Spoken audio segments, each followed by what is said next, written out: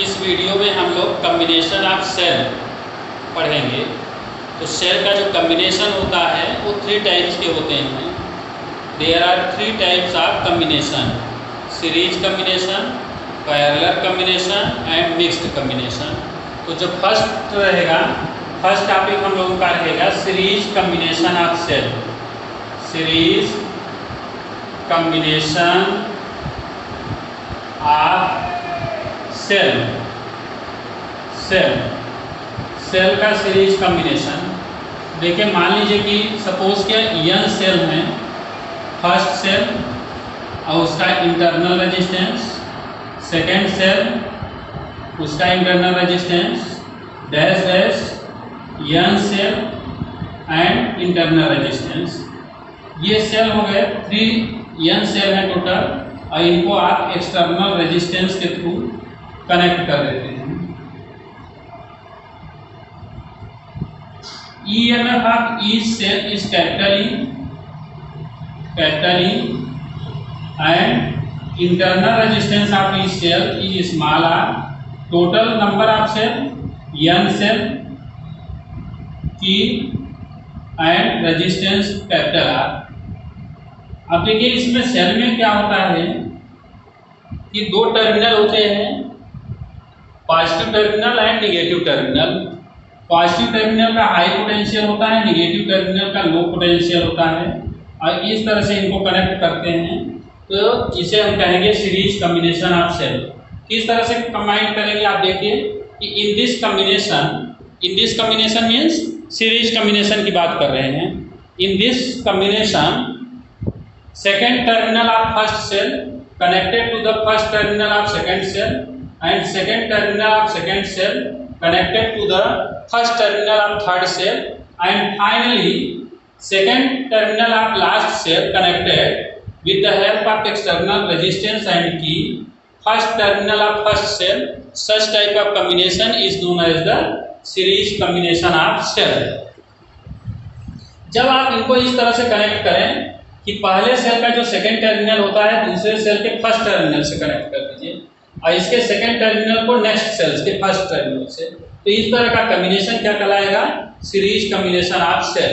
अब इसका डेरिवेशन में देखिए, let us consider EMF of each cell is capital E.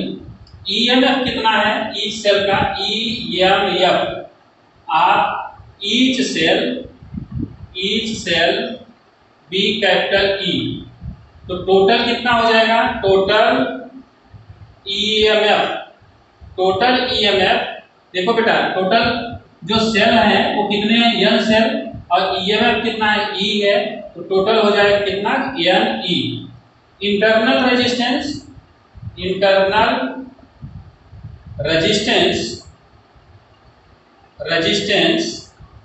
Of each cell भी स्मॉल r, और टोटल कितने रेजिस्टेंस? अब देखिए ये जो रेजिस्टेंस है इंटरनल वो कितने हैं? n है, और n सभी रेजिस्टेंस किसमें कनेक्ट है? सीरीज कम्बिनेशन में। तो सीरीज का कम्बिनेशन होता है r dash equal r plus dash dash n times. तो कितना हो जाएगा टोटल? nr। अब यहाँ पर एक्सटर्नल रेजिस्टेंस कितना है सर्किट में? Capital R। एक्सटर्नल रेजिस्टेंस कितना है? Capital R। तो टोटल रेजिस्टेंस कितना हो जाएगा? टोटल रेजिस्टेंस इक्वल होगा NR और plus capital R। Current I will be equal होता है total EMF upon total resistance. तो I विल बी इक्वल हो जाएगा, देखिए टोटल EMF कितना है? यानी एंड टोटल रेजिस्टेंस कितना है? NR plus capital R। तो I will be equal NE upon NR plus capital R। Case number first, if small r is greater than capital R।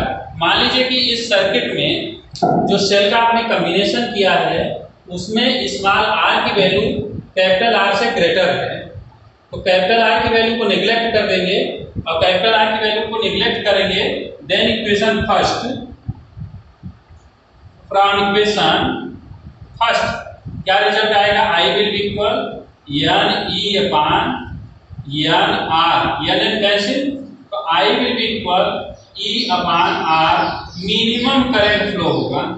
यानी अगर इस तरह का कॉम्बिनेशन करते हैं आप, सीरीज कॉम्बिनेशन करते हैं सेल का, और कंडीशन क्या बनती है कि the internal resistance is more than the external resistance, small R की वैल्यू कैपिटल आर से ज्यादा होती है, उस केस में चाहे जितने भी सेल आप कनेक्ट कर दीजिए, लेकिन जो करंट का फ्लो होगा वो एक सेल के बराबर ही होगा।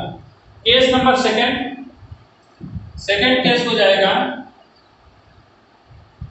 कि if small R less than capital R, opposite हो जाए, उस केस में आई विल इक्वल होगा एन ई अपॉन आर, यानी यहाँ पर मैक्सिमम करंट फ्लो होगा। तो आपने देखा कि सीरीज कॉम्बिनेशन ऑफ सेल में यदि मान लेते हैं सेकंड केस को अप्लाई करते हैं कि external resistance is more than the internal resistance, उसी केस में आप इनको कॉम्बिनेशन करेंगे तो करंट ज़्यादा फ्लो होगा, वरना करंट क्या होगा, बहुत लो फ्लो होगा, एक ही सेल के बराबर होगा चाहे आप जितना सेल उसमें कंबाइन कर दें। तो इस तरह से आप लोग पढ़ रहे हैं सीरीज कॉम्बिनेशन ऑफ सेल। मान लीजिए कि कोई न्यूमेरिकल्स आ जाता है आपके पास और उस न्यूमेरिकल में दिया है कि मान लीजिए 3 सेल लगाते हैं, नंबर ऑफ सेल कितने हैं, number of cell will be equal 3, EMF कितना है, EMF of each cell will be equal कितना है 1.5, ईएमएफ ऑफ ईच सेल कितना है 1.5, and external resistance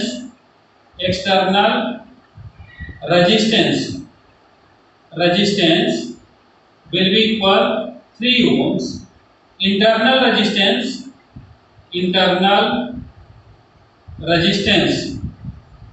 will be equal 0.5 ohm. Find flow of current, I will be equal question mark.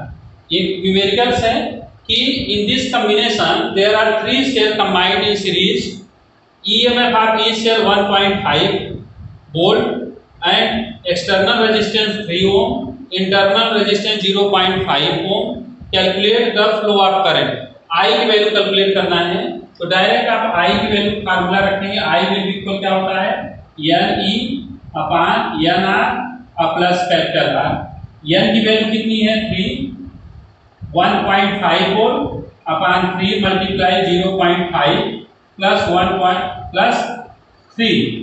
तो इस तरह से जो रिजल्ट आएगा देखिए 4.5 आ गया अपॉन 5 3 जब 15 1.5 और 4.5 कैंसिल हो जाएगा, 1 एम्पियर का करंट इसमें फ्लो होगा।